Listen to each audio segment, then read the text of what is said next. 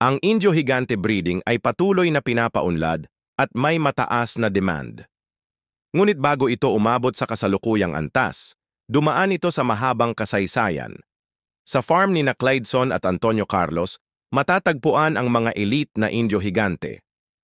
Antonio Carlos, paano nagsimula ang pagpapalaki ng Indio Gigante?